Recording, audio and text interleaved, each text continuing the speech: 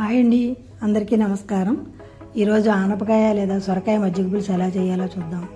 ముందు సొరకాయ పీల్ చేసుకుని చిన్న చిన్న ముక్కలుగా కోసుకుని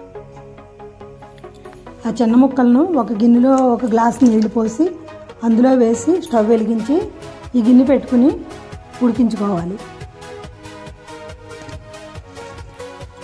ఈ ముక్కలు ఉడికేలోగా ఒక 3-4 స్పూన్లు పెసరపప్పు, కొంచెం ధనియాలు, కారానికి సరిపడా ఎండుమిరపకాయలు,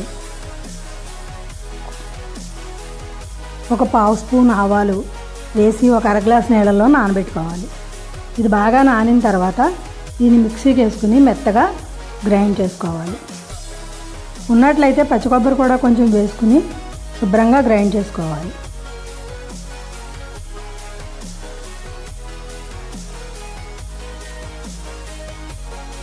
ముక్కలు బాగా ఉడికిన తర్వాత అందులో రుచికి సరిపడా ఉప్పు లేదా 1.5 స్పూన్ ఉప్పు వేసి కలుపుకోవాలి.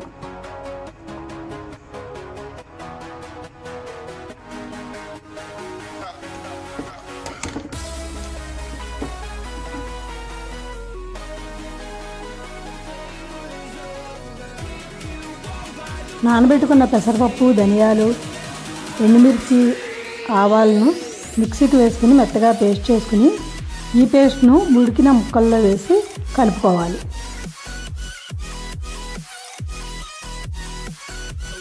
ఈ ముక్కలు ఉడుకుతున్నప్పుడే కొంచెం పసుపు వేసి కలుపుకోవాలి. ఇది పెసరపప్పు కనుక కొంచెం తొందరగా అడుగంటుంది.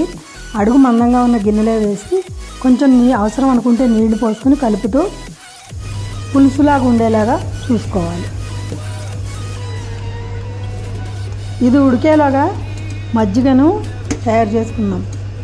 పెరుగు ఉంటే కనుక దీనిని మిక్సీకి వేసి కొంచెం పలచగా మజ్జిగలాగా చేసుకోవాలి, లేదా మజ్జిగనే పోసుకోవాలి.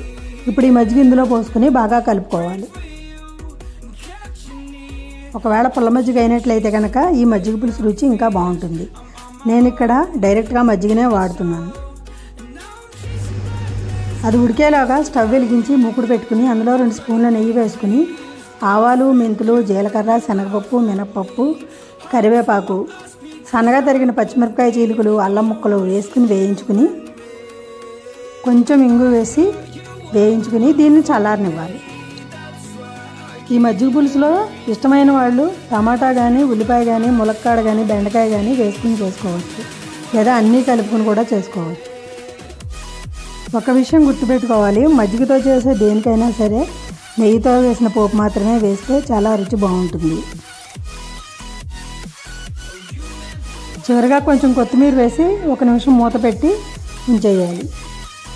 అంతే, ఎంతో రుచికరమైన సొరకాయ మజ్జిగ పులుసు రెడీ. నచ్చితే కనుక లైక్ చేయండి, షేర్ చేయండి, కామెంట్ చేయండి, సబ్స్క్రైబ్ చేయడం మాత్రం మర్చిపోకండి. Thanks for watching.